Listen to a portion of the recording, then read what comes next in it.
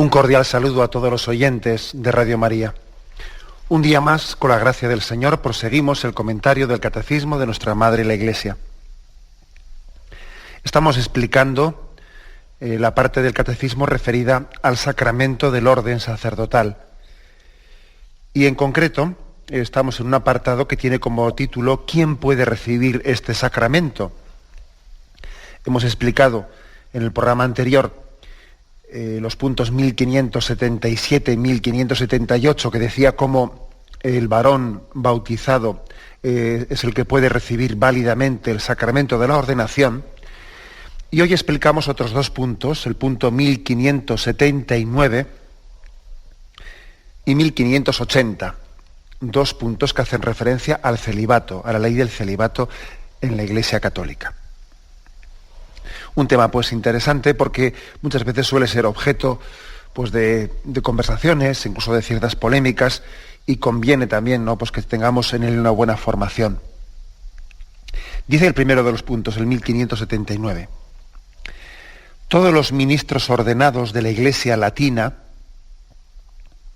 exceptuados los diáconos permanentes, son ordinariamente elegidos entre hombres creyentes que viven como célibes y que tienen la vocación de guardar el celibato por el reino de los cielos. Llamados a consagrarse totalmente al Señor y a sus cosas, se entregan enteramente a Dios y a los hombres. El celibato es un signo de esta vida nueva, al servicio de la cual es consagrado el ministro de la Iglesia. Aceptado con un corazón alegre, anuncia de modo radiante el reino de Dios. Y aquí, pues, de una manera muy concentrada, lo que es la afirmación de lo que es la ley del celibato en la Iglesia latina. Dice en la Iglesia latina, sabéis que también dentro de la Iglesia católica conviven otros ritos, aparte de la Iglesia latina, que tiene es el rito mayoritario, ¿no? Pero también el punto 1580, el siguiente, hace una referencia a cómo se vive el celibato en las iglesias orientales católicas. Dice así: en las iglesias orientales, desde hace siglos, está en vigor una disciplina distinta. Mientras los obispos son elegidos únicamente entre los célibes, hombres casados pueden ser ordenados diáconos y presbíteros. Esta práctica es considerada como legítima desde tiempos remotos. Estos presbíteros ejercen un ministerio fructuoso en el seno de sus comunidades. Por otra parte, el celibato de los presbíteros goza de gran honor en las iglesias orientales y son numerosos los presbíteros que los cogen libremente por el reino de Dios. En Oriente como en Occidente, quien recibe el sacramento del orden no puede contraer matrimonio. Bueno, pues vamos poco a poco explicando algunas de estas cosas y vamos desgranando el contenido de estos dos puntos. Nos vamos a referir en primer lugar a la Iglesia latina, es decir, al rito nuestro, ¿no?, dentro de la Iglesia católica, bajo el rito latino. Se recoge que todos los ministros ordenados de la Iglesia latina son elegidos entre hombres célibes, entre varones célibes, que tienen esa vocación o que están dispuestos a asumir esa vocación al celibato. Pone dos excepciones. Una es la de los diáconos permanentes. Diáconos permanentes que son aquellos que pueden haber sido... Bueno, diáconos permanentes quiere decir que no van a acceder al sacerdocio, sino que han recibido el diaconado no como camino al sacerdocio, sino sencillamente para vivir el diaconado como vocación de vida. Pues bien, como explicamos en días anteriores cuando hablamos del diaconado, en la Iglesia católica se permite, de rito latino, se permite que hombres casados sean ordenados diáconos. Lo que no se permite es que diáconos se casen, pero sí se permite que hombres casados sean ordenados diáconos. No sacerdotes, sino solo diáconos. Bien, también hay otra, excepción, que dice, fijaros cómo dice este punto: todos los ministros ordenados de la Iglesia católica, excepto los diáconos, son ordinariamente elegidos entre hombres célibes. ¿Por qué dice ordinariamente? Bueno, pues porque puede caber algún tipo de excepción, pues que en alguna ocasión también ha saltado a los medios de comunicación y que creo que hoy es ocasión también para explicarla, como es lo siguiente. Por ejemplo, es el caso de un sacerdote anglicano, pues que está casado, porque no existe la ley del celibato en la Iglesia anglicana, el caso de un sacerdote anglicano que está casado y tiene hijos y se convierte al catolicismo, se hace católico. Y entonces, en ese caso, se le ordena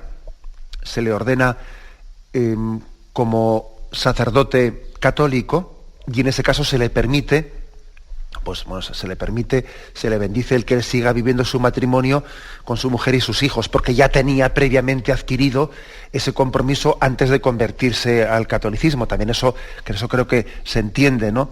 Esta excepción, pues porque ese compromiso estaba ya adquirido, y no es cuestión ahora que él se ha convertido al catolicismo, no es cuestión ahora, en nombre de Jesucristo, de pues no parece evangélico, pues que abandone a su mujer y a sus hijos, puesto que ya estaba, Bueno, eso también se entiende y creo que es bastante compatible con el mismo espíritu evangélico.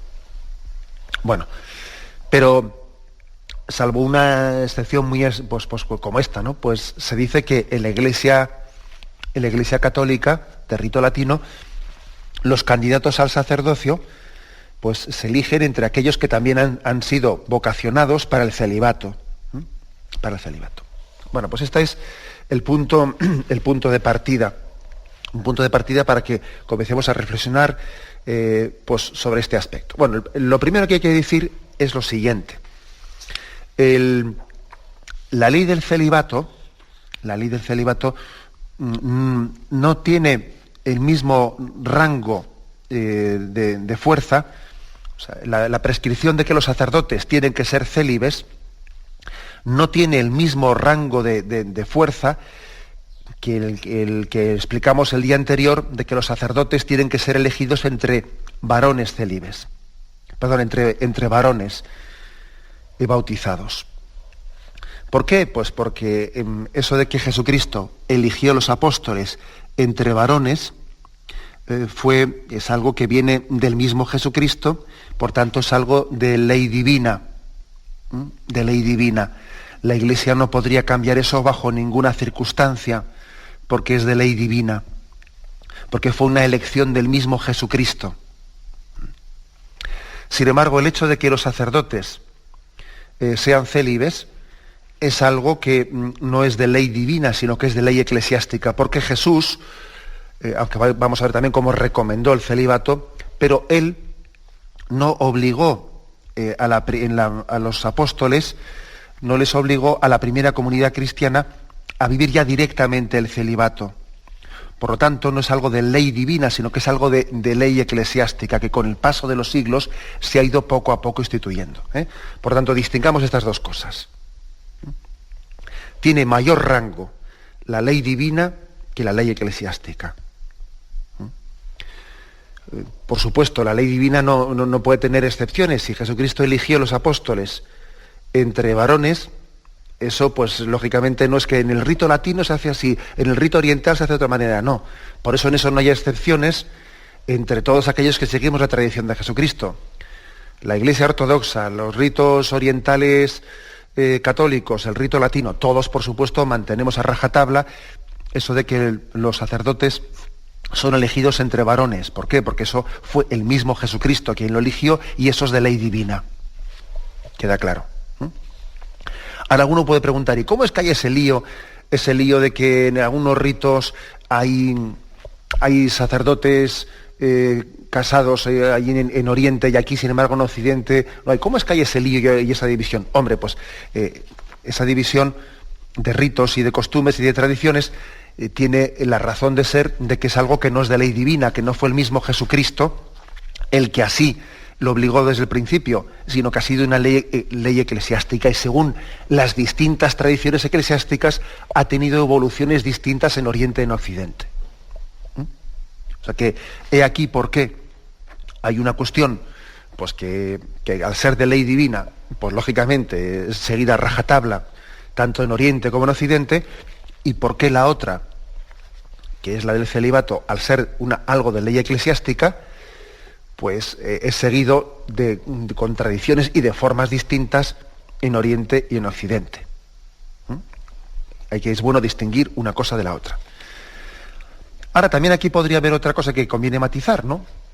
Y es que alguno piensa, bueno, pues si es de ley eclesiástica y no es de ley divina, entonces es algo que total puede cambiar, ¿no? Porque total es una cosa de los hombres, y entonces parece que eso no preserva un valor que haya que, que sea sustancial, que haya que cuidar, ¿no? No, pues tampoco es eso. Tampoco es eso, porque hay leyes eclesiásticas que están tutelando un valor muy grande que el mismo Jesucristo predicó. Por lo tanto, difícilmente va a cambiar una ley eclesiástica en la medida que ha sido una ley que nos ha permitido adecuarnos más al ideal de Jesucristo.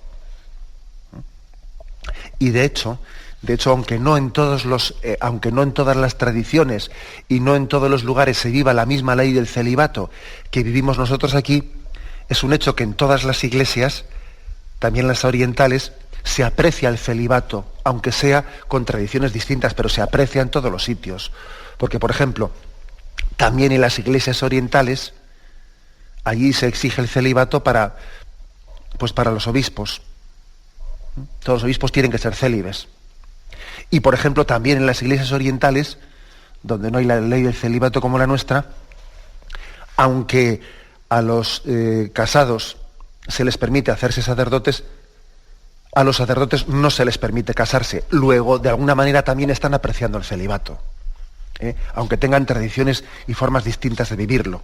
Pero quiere decir que una ley, aunque es verdad que no es ley divina, y por lo tanto no tiene el mismo grado de fuerza que lo que es ley divina, ¿no? Aunque es ley eclesiástica, sin embargo, una ley eclesiástica tampoco pensemos que es baladí, ¿no? Que no preserva o no está guardando o no tiene su razón de ser en un principio evangélico.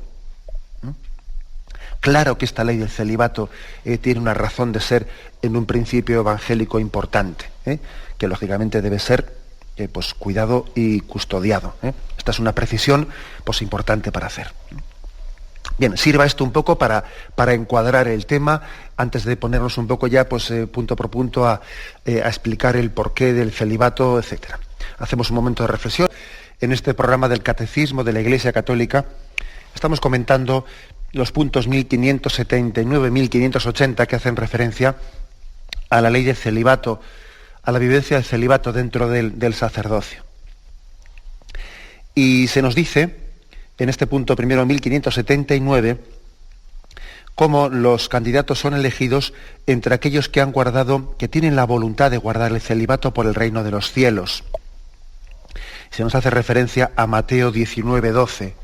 Es un texto que nos cita ahí este punto del catecismo. Vamos a leerlo. El contexto de ese texto está en una polémica sobre el divorcio. Y sucedió que cuando acabó Jesús estos discursos, partió de Galilea y fue a la región de Judea, al otro lado del Jordán. Le siguió mucha gente y los curó allí. Y se le acercaron unos fariseos que, para ponerle a prueba, le dijeron: ¿puede uno repudiar a su mujer por un motivo cualquiera? Él respondió: ¿no habéis leído que el Creador desde el comienzo los hizo varón y hembra? Y que dijo: por eso dejará el hombre a su padre y a su madre y se unirá a su mujer, y los dos serán una sola carne. De manera que ya no son dos, sino una sola carne. Pues bien, lo que Dios unió, que no lo separe el hombre. Dícenle: pues ¿por qué Moisés prescribió dar acta de repudio, de divorcio y repudiarla? Díceles: Moisés, teniendo en cuenta la dureza de vuestro corazón, os permitió repudiar a vuestras mujeres, pero al principio no fue así. Ahora bien, os digo que quien repudia a su mujer y se case con otra comete adulterio. Dícele a sus discípulos: si tal es la condición del hombre respecto de la mujer, no trae cuenta casarse. Fijaros bien, que acostumbrados estaban, ¿no?, ellos a despreciar la unión del matrimonio, ¿no? Si tal es la condición del hombre respecto de su mujer, no trae cuenta casarse. Pero él les dijo: no todos entienden este lenguaje, sino aquellos a quienes se les ha concedido. Porque hay eunucos que nacieron así del seno materno, y hay eunucos que se hicieron tales a sí mismos por el reino de los cielos. Quien pueda entender, que entienda. Aquí, fijaros, se refiere Jesús, habla de los eunucos, haciendo referencia a aquellos que han recibido el don del celibato. Es por tanto una referencia de Jesús a los que han recibido el don del celibato. Y utiliza esta referencia en un texto en el que, cuando se escandalizan los discípulos de que Jesús exige la indisolubilidad del matrimonio y condena el divorcio frente a la tradición en la que Moisés lo había permitido, y dijo: al principio Dios los creó hombre y mujer y uno para otro, y se escandalizan de esa exigencia, ¿no? Y dice este lenguaje únicamente lo entienden aquellos a quienes se les ha concedido, es decir, Dios concede la gracia, Dios concede la gracia de vivir el matrimonio en indisolubilidad. Es una gracia, pues porque como la naturaleza humana está herida por el pecado, tenemos una tendencia muy grande a la ruptura, ¿no? Y dice, este lenguaje solamente lo entienden aquellos a quienes se les ha concedido.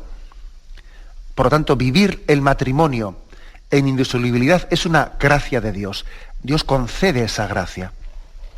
Y comparando con esto, en el versículo siguiente, el versículo 12, dice, como también Dios les ha concedido a los eunucos, a los que han recibido el don del celibato, esa gracia.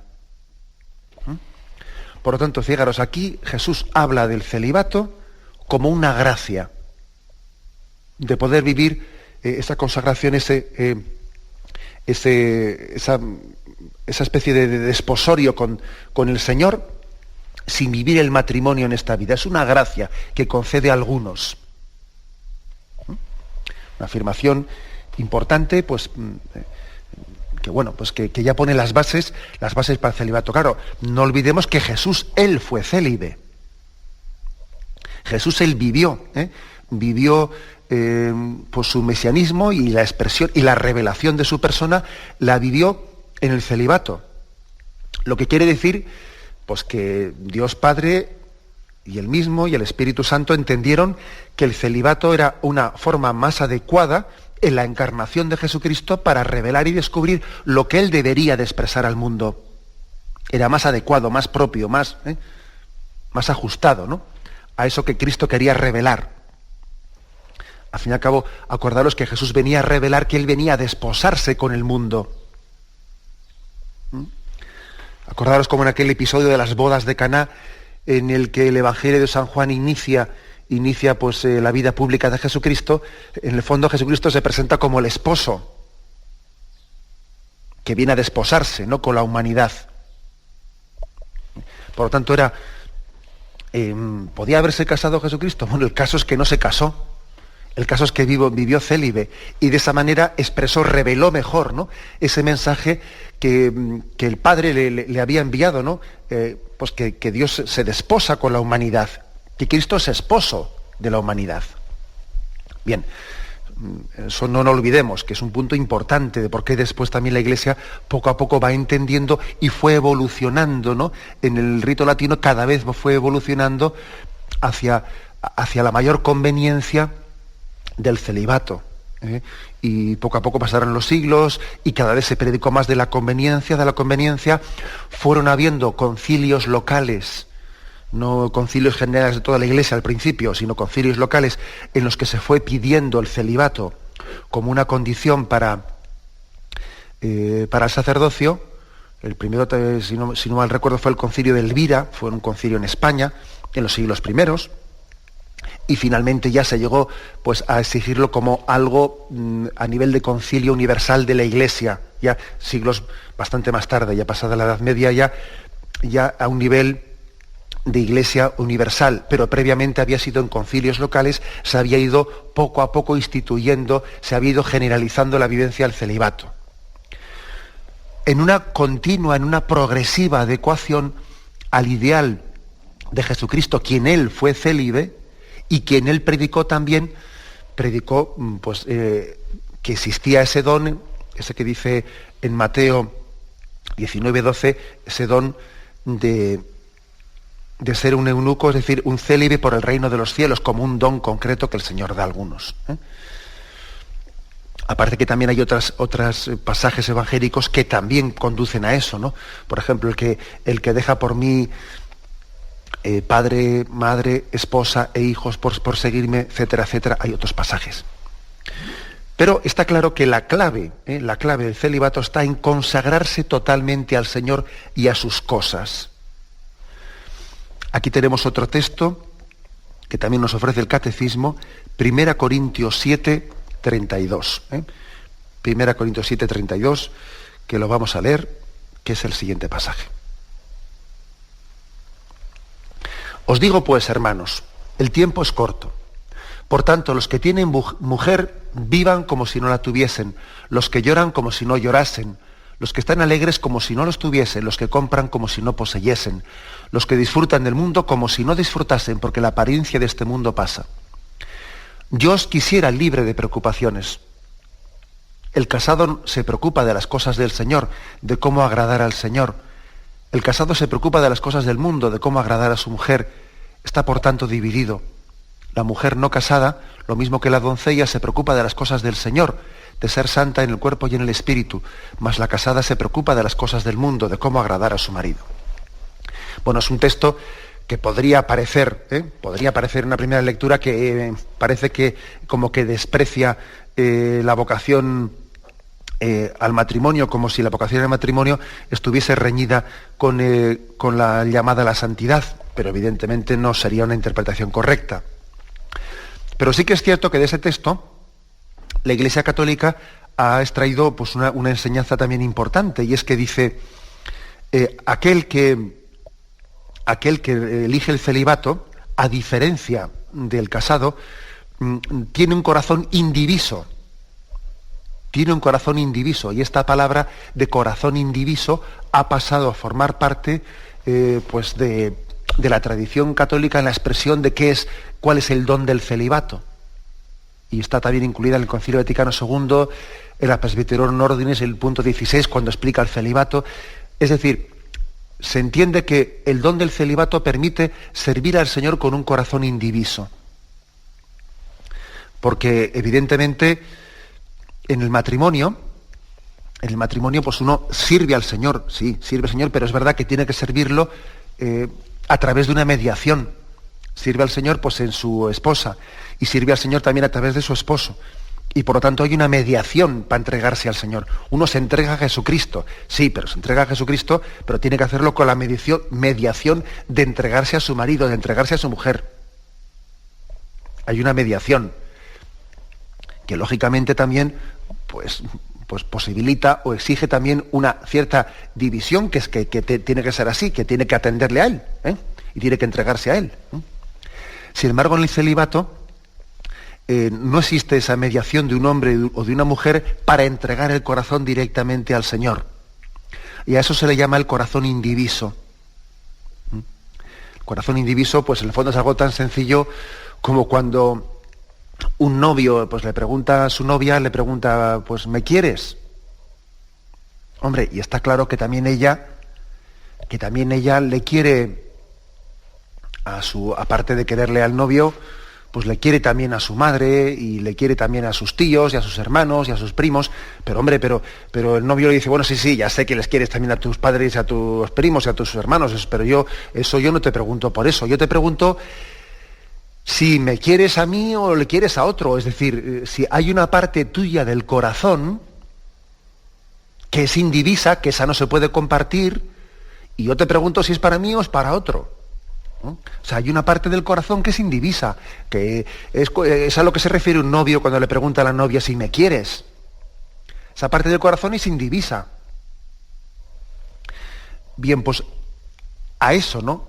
En esa pregunta, si me quieres, a eso se refiere la pregunta del celibato. Es decir, si existe una vocación para amar al Señor con un corazón indiviso, con un amor directo, no con una mediación matrimonial.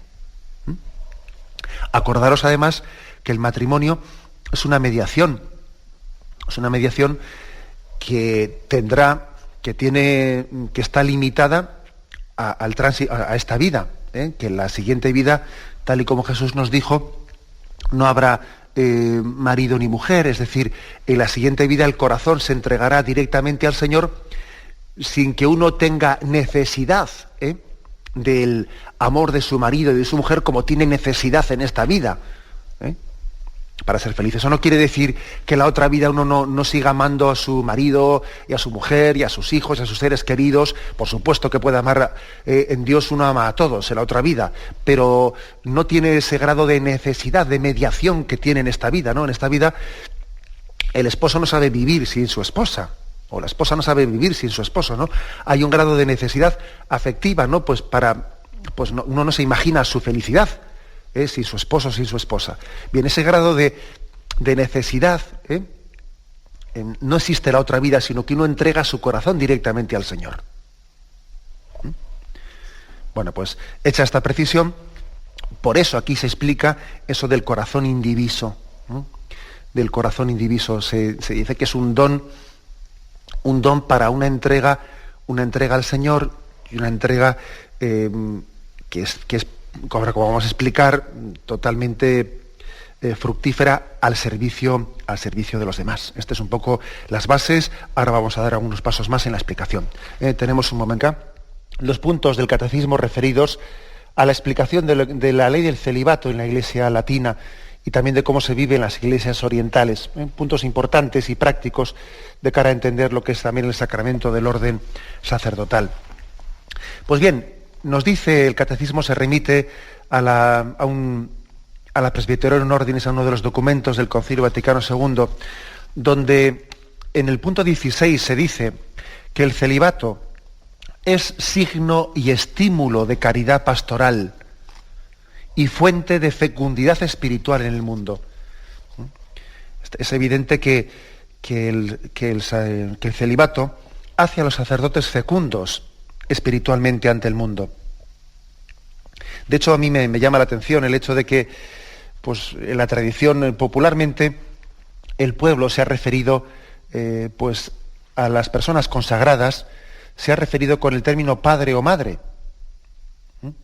La vocación celibataria, la vocación virginal, ha sido percibida, pues, como una especie de referencia también a ese misterio de transmisión de la vida espiritual.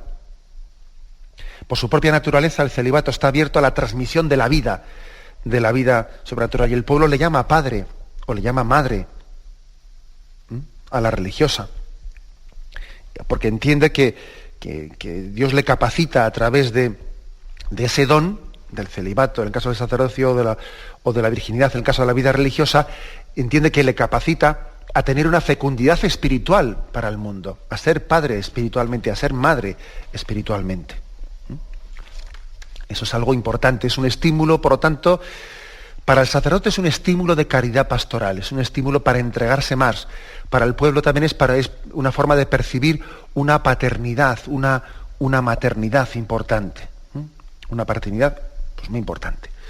Y es evidente que el concilio no tenía en absoluto ninguna intención de cambiar distintas disciplinas que existiesen en las iglesias orientales, ¿no? Pero quería afirmar que el celibato tiene mucha conformidad con el sacerdocio, es muy adecuado. Dice concretamente, ¿no? El celibato tiene mucha conformidad con el sacerdocio, porque toda la misión sacerdotal se dedica al servicio de la nueva humanidad que Cristo, vencedor de la muerte, suscita en el corazón por su espíritu y que trae su origen no de la sangre, ni de la voluntad de la carne, ni de la voluntad de varón, sino de Dios. Es decir, que Cristo viene a predicar un reino nuevo que tiene su origen, pues, no en la carne y la sangre, sino en el amor de Dios. Y eso también está manifestado en lo que es en el celibato. Cuando alguien procede no por amor carnal, sino procede por un amor puramente espiritual. Este es otro de los puntos también afirmados, juntamente con el que he dicho antes del corazón indiviso. Dice este punto del Concilio Vaticano II: los presbíteros se consagran a Cristo de una forma nueva y exquisita, se unen a Él más fácilmente con un corazón indiviso, se dedican más libremente en Él y por Él al servicio de Dios y de los hombres, sirven más libremente a su reino y a su obra de regeneración sobrenatural y se hacen más aptos para recibir ampliamente la paternidad en Cristo. Se hacen más aptos para la paternidad en Cristo. Entonces, digamos una cosa, es decir, a veces se cuesta, ¿no? Cuesta entender lo que es el celibato porque hemos reducido el sacerdocio como una tarea a una función, olvidando de que el sacerdote no solo es alguien que hace cosas, sino también es alguien que es signo de Cristo ante el mundo. Cuando se destaca del sacerdote únicamente las cosas que hace, las funciones que cumple, como si fuese un funcionario, ¿no? Cuesta más entender el celibato. Aunque, hombre, también cabría dar el argumento de que el celibato le hace más libre, más disponible, tiene más tiempo para servir. Bien, de acuerdo. Es verdad que el celibato puede también tener esa especie de explicación práctica, pero eso no es suficiente para explicar lo que es el celibato. Esa explicación práctica de tener más tiempo para.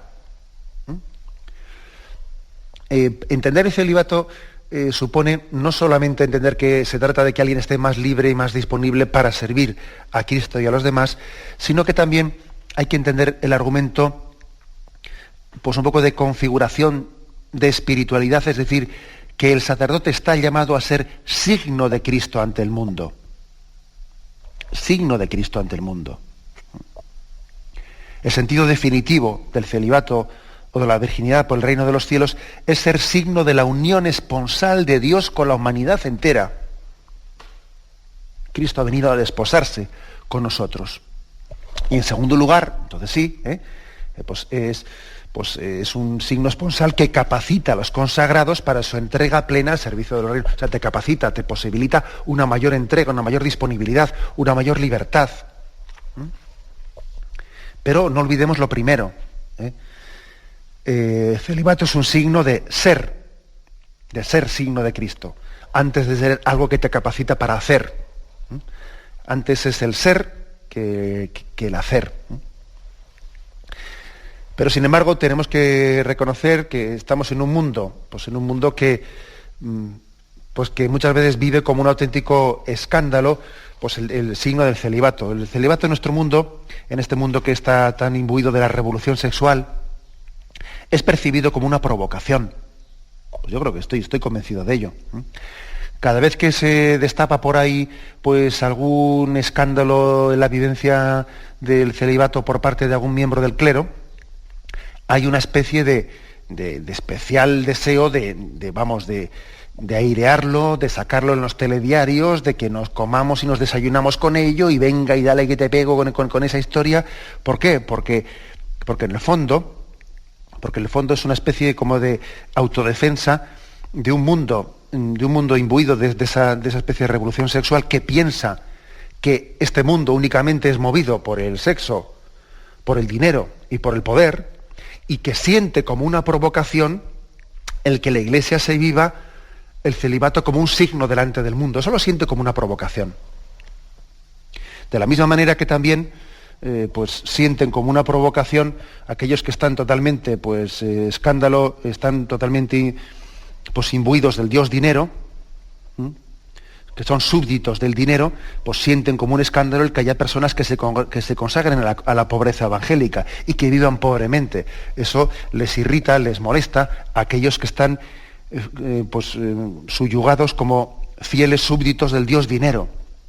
Les molesta que haya gente pobre. Pues también a los que están totalmente imbuidos del dios del sexo, pues les molesta, les irrita el que también la Iglesia proponga ante el mundo el celibato como un signo, ¿no? Y por lo tanto se gozan y se frotan las manos especialmente cada vez que pueda surgir pues algún escándalo concreto en algún lugar del mundo, y lo sacan a los medios de comunicación y dale que te pego con ello.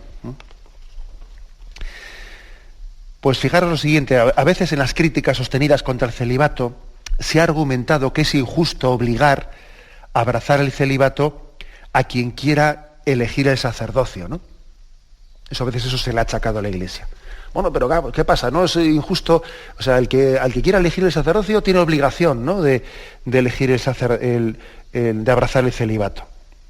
Pero claro, el que dice eso está ignorando las palabras de Cristo, eso de que no sois vosotros los que me habéis elegido a mí, sino que soy yo el que os he elegido a vosotros. Es decir, el sacerdocio no es una opción tuya, sino que es una vocación, es una llamada de Dios. El sacerdocio no es una forma de vida, sino que es una llamada de Cristo que te identifica con Él. Y Cristo llama a través de su Iglesia. Y Cristo también, el que dijo, lo que atéis en la tierra quedará atado en el cielo, lo que desatéis en la tierra quedará desatado en el cielo. Cristo, en perfecta conjunción con su Iglesia, Cristo, en nuestra Iglesia latina, da la vocación al celibato a aquellos a quienes llama al sacerdocio. Cristo da la vocación al celibato a aquellos a los que llama al sacerdocio. No lo dudemos.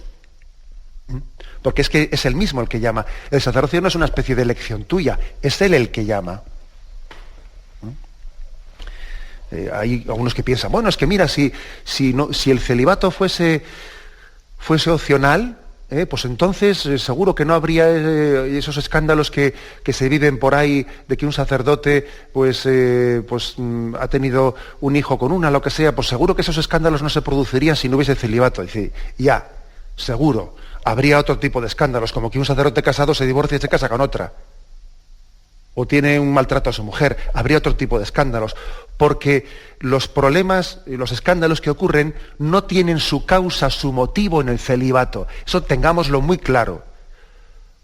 Los pecados de los sacerdotes no tienen su causa en el celibato, en absoluto.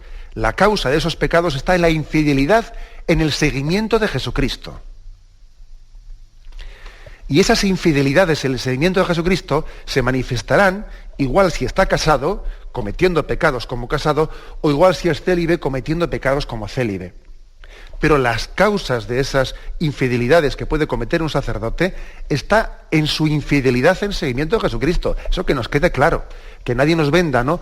Nos venda pues esa milonga, ¿no?, de que el celibato es el problema. ¿Qué va a ser el celibato el problema? El problema está en nuestra infidelidad en el seguimiento a Jesucristo. Eso creo que es algo importantísimo. Es más, permitidme que diga una cosa.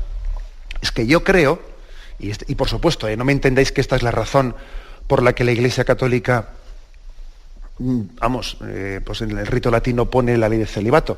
Pero aunque sea un argumento práctico que voy a decir, que no sea el motivo por el que la Iglesia legisle, ¿no?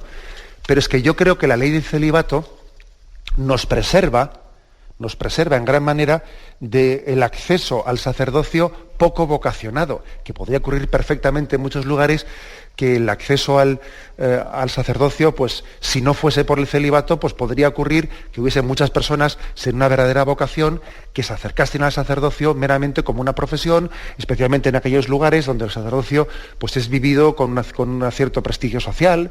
Pues imaginaros, por ejemplo, en África o en otros lugares, pues bendito sea Dios que existe el celibato, la ley de celibato, porque podría ocurrir que hubiese montones de personas que acudiesen al sacerdocio sin una verdadera vocación. Es un buen filtro, entre otras cosas, ¿no? Aunque no sea ese el motivo, ¿no?, por el que la Iglesia al paso de los siglos lo haya ido poniendo. O sea que yo creo que tenemos que tener capacidad crítica frente a esas críticas, pues yo diría ligeras, ¿no?, y sin consistencia que se hacen contra el celibato. No podemos olvidar que Cristo fue célibe y que, por lo tanto, la historia de la Iglesia, en honor a la verdad, hay que decir que se ha ido adecuando cada vez más a ese modelo de Jesucristo y a esas palabras suyas en las que él hablaba de la conveniencia, de ese corazón indiviso al servicio del reino de Dios. Y dicho esto, remarco el que, según dice el punto 1580, nosotros en absoluto decimos que no consideremos también absolutamente santas las tradiciones y respetables las tradiciones orientales, donde hay una disciplina distinta con respecto al celibato. Pero ojo, aunque la disciplina sea distinta, como he dicho antes, también se aprecia el celibato. en las iglesias orientales. También se aprecia el celibato, ¿eh? Y la prueba es que los obispos pues, tienen que ser elegidos únicamente entre los célibes, y la prueba es que aquellos que han sido ordenados sacerdotes ya no pueden casarse, porque digamos esa...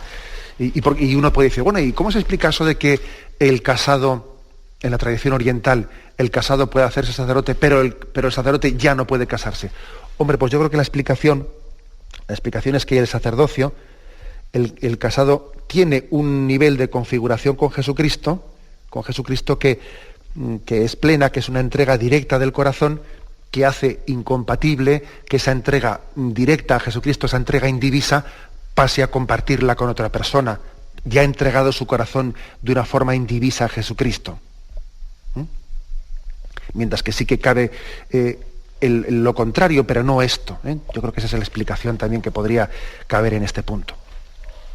Pero en definitiva, amando y respetando todas las tradiciones dentro de la Iglesia Católica, entendemos que el celibato es una ley eclesiástica que con el paso de los siglos ha ido tomando pues, progresivamente más fuerza, y por lo tanto y al mismo tiempo entendemos que es una ley que nos ha ido adecuando más al ideal evangélico que es configurarnos con Jesucristo, quien fue célibe y quien a través también de esa vivencia en celibato expresó lo que era el amor de Dios que se desposa con la humanidad.